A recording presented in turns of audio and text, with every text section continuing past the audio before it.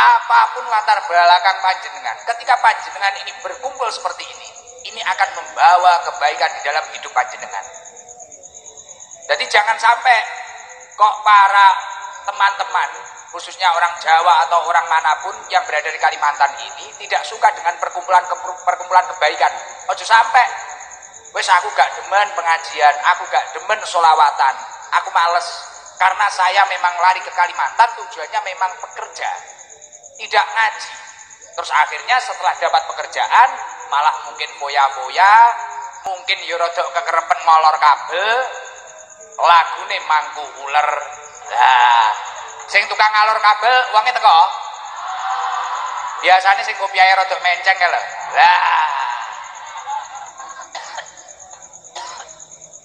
Lah, jangan sampai seperti itu. Wah, kamu sudah pede, wah saya ini jauh dari orang tua.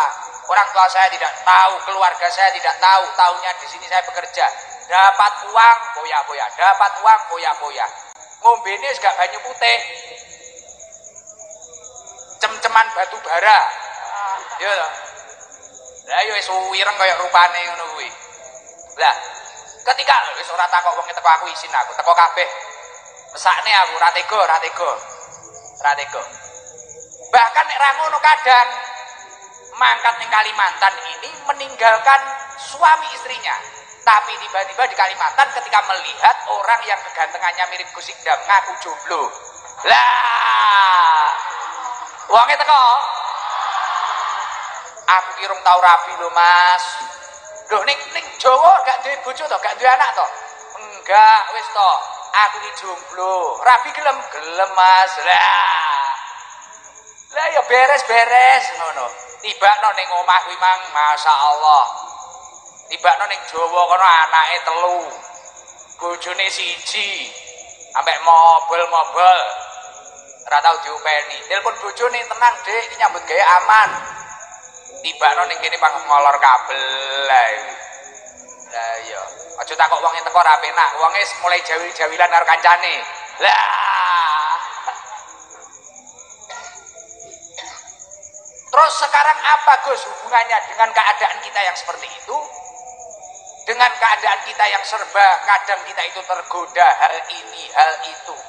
Terus gimana, apa hubungannya dengan perkumpulan-perkumpulan seperti halnya perkumpulan yang diadakan si Jaka pada malam hari ini di Stadion Kadri Oning ini? Apa hubungannya? Apa efeknya dalam hidup kita? Di dalam surat Ali Imran, Allah Subhanahu wa taala mendawuhkan, "Duribat alaihimudillah aina ma tuqifu." Mereka para manusia itu akan diliputi kehinaan dimanapun mereka berada. Jadi panjenengan yang ada di Kalimantan atau bahkan di luar Kalimantan atau bahkan di Jawa pun di mana itu akan berpotensi diliputi kehinaan dimanapun panjenengan berada. Kamu mau berada di sini, mau berada di Balikpapan, mau berada di Jawa, mau di kota mana, kamu akan berpotensi diliputi kehinaan. Artinya hidupmu ini juga potensi bahaya. Nah, orang yang tidak berpotensi terkena kehinaan atau terkena bahaya, ini siapa? Di dalam ayat ini dilanjutkan, "Duribat alaihimudillah aina masukifu illa bihabli minallah wa habli minan nas."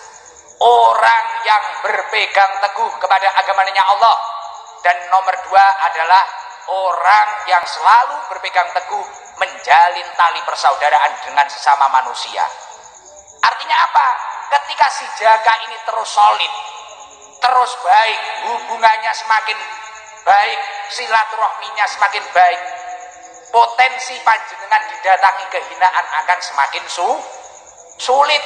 Tapi kalau panjenengan itu silaturahminya juga tidak, ibadahnya juga tidak, sodakohnya juga tidak, Jumatan ya ora tahu, salate setahun pisan Idul Fitri tok. Wonge teko. Nek ra ngono setahun pindho Idul Fitri karo Idul Adha. Wonge teko.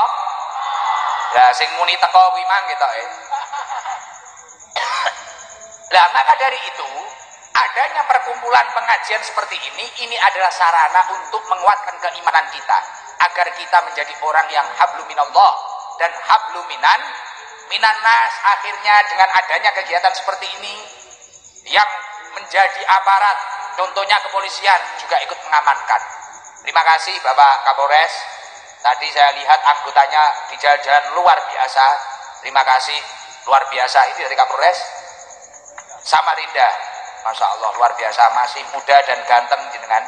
Weh, senyum panjenengan menyelesaikan janda-janda. Nah, luar biasa, alhamdulillah.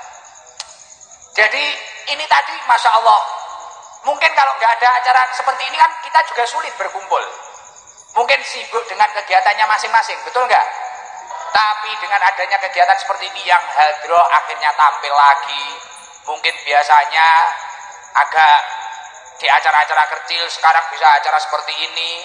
Mungkin ini yang punya sound system juga akan dapat rezeki lagi. Wah, bergerak semua, perekonomian jalan semua seperti ini, dan silaturahmi akan jalan semua. Nah, ketika kita itu dengan berkahnya acara seperti ini, rasa ketaatan kita kepada Allah, semangat ketaatan kita kepada Allah semakin bertambah, dan silaturahmi kita semakin baik, secara otomatis kita itu akan sulit diliputi kehinaan. Artinya hidup kita itu insya Allah baik-baik saja. Yo kuwi mang pomo ning omah iki mang duwe bojo, yo cek eling karo bojone. Ning omah duwe anak, yo cek eling karo anake. Tapi kok wong kuwi mang ra gocekan ning agamane Gusti Allah, tidak berpegang teguh dengan tali persaudaraan dengan baik, secara otomatis walaupun di rumah anaknya 5, suaminya atau istrinya masih sehat, pasti di sini mengaku jomblo. Wonge teko. Nah, ya biasanya ngono kuwi Mas Lene. Terus sekarang gimana Gus? Langkah apa yang paling tepat ketika kita itu sudah berada di sini, kita sudah semangat untuk beribadah, kita sudah semangat berpegang teguh, kita itu juga silaturahminya sudah baik. Langkah kita selanjutnya itu seperti apa yang paling baik? Melihat posisi panjenengan, saya ingat apa yang didhawuhkan Rasulullah Shallallahu Alaihi Wasallam. Rasulullah itu mengatakan, masalul mukminina masalun nihlah. Perumpamaan orang mukmin itu seperti halnya seekor lebah. Jadi wong mukmin, wong beriman, iki koyok ini atau seperti halnya seekor lebah. Bagaimana seekor lebah itu? In akalat thayyiban wa in wadu'at thayyiban. Ketika lebah ini memakan sesuatu, pasti memakan sesuatu yang baik. Bener enggak? Enggak mungkin lebah itu hinggap di tempat yang buruk, mencari sari-sari madu yang buruk, tidak mungkin. Lebah mesti hinggap di bunga-bunga yang istimewa, yang mana ada kandungan nektar yang sangat luar biasa. Bener gak? Artinya apa? Kayak panjenengan di sini, jenengan sekarang sudah berjuang di sini. Jangan sampai jauh-jauh dari Jawa ke Kalimantan, yang dimakan itu seenaknya, bukan haknya dimakan. Sing tukang mangan hak wong liya wong itu kok. Bukan jatahnya dimakan. Tanaman orang lain dimakan. Uang bukan miliknya dimakan. Jangan sampai kita harus meniru seekor lebah. Itu kata Rasulullah, in akalat thayyiban. Lebah itu ketika memakan sesuatu pasti mencari nektar yang baik, dari bunga yang baik, akhirnya bisa dimakan oleh lebah. Wa in wadu'at thayyiban. Dan lebah tidak pernah mengeluarkan hal yang kotor. Contohnya madu. Lah jenengan nek pengen dadi wong apik, pengen dadi wong sing super, jauh-jauh perjuangan dari Kalimantan, usahakanlah makan makanan yang baik. Artinya jelas kehalalannya, jelas dari rizki yang halal, usaha yang halal, bisnis yang halal. Kemudian saya yakin ketika panjenengan itu usahanya memang halal, bisnisnya halal, yang panjenengan keluarkan juga akan madu-madu yang halal, seperti halnya seekor lebah. Dan istimewanya lebah lagi itu apa? Wa in waqa'at ala udi sajarin lam takdirhu. Lebah tidak pernah merusak tempat yang ia gunakan untuk mencari makan. Tak ulangi ya, jangan rame ya. Mak tolong diam. Wa in waqa'at ala udi sajarin lam taksirhu.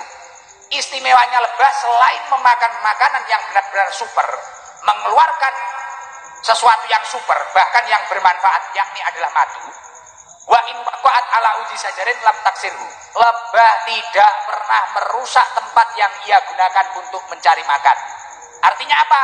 Walaupun jenengan itu perantau, tapi jangan pernah panjenengan merusak Kalimantan yang istimewa ini.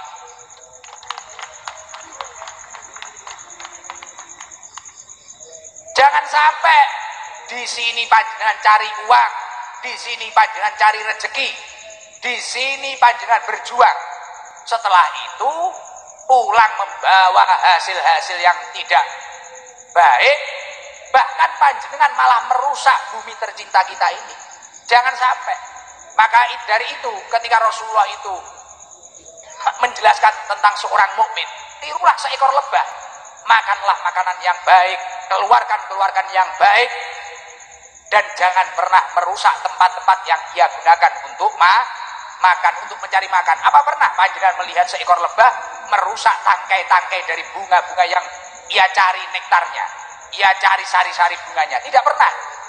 Jangan sampai Kalimantan ini awalnya saja diperjuangkan oleh pendahulu-pendahulu, tapi kita membawa budaya-budaya yang enggak jelas.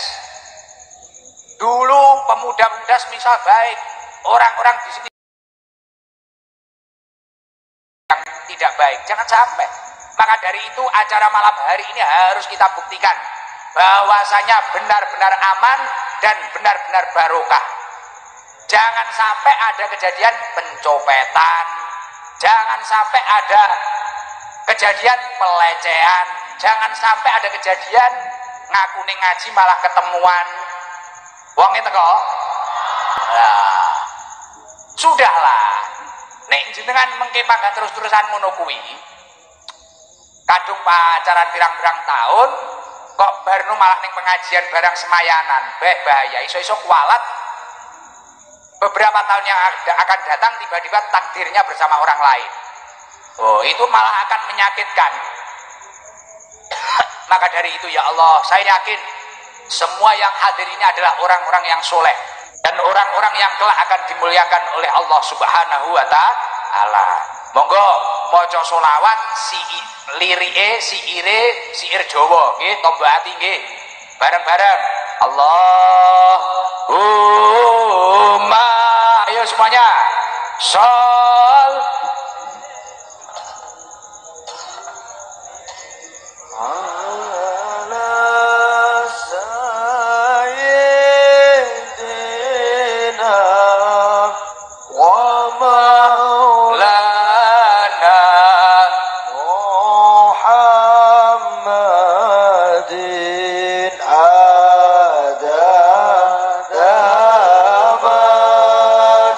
Yeah.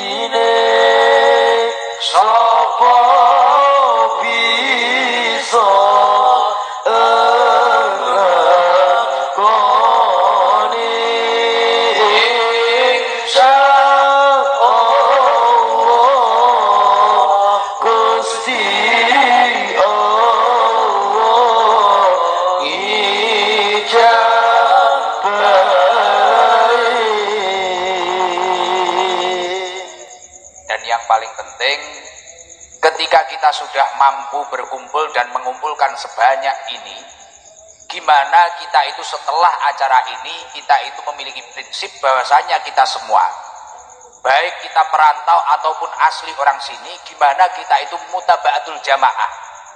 Artinya apa? Bersatu padu dalam kebaikan. Itu yang paling penting. Gimana caranya panjenengan itu terus bersatu padu dalam kebaikan, apapun latar belakang panjenengan.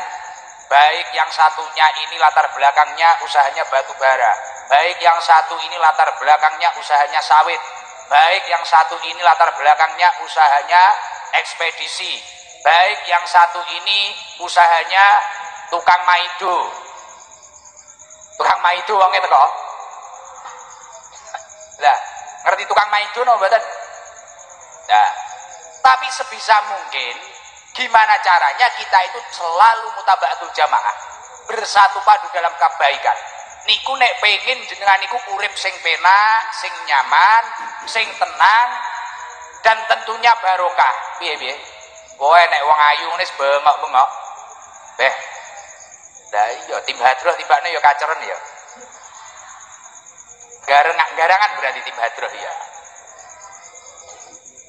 Jadi gimana mungkin kita itu bisa mutaba'atul jamaah? Jadi ya seperti itu, jangan sampai ini para mak-mak ini yang kudung hijau tidak rukun sama kudung coklat, yang kudung kuning nggak rukun sama kudung apa, jangan sampai. Karena apa? Ketika kita bersatu padu dalam kebaikan, itu akan menjadi ketahanan iman kita. Yang awalnya iman kita itu mudah goyah, mungkin setelah gajian, mungkin setelah mendapatkan rizki dari usaha-usaha kita, kita itu mengarah ke hal yang negatif atau hal yang semakin menjauhkan kita kepada Allah Subhanahu wa taala. Tapi ketika kita itu bersatu padu dalam kebaikan, ketahanan iman kita itu akan semakin kuat. Contoh semisal kayak anak hadroh ini, contoh wis.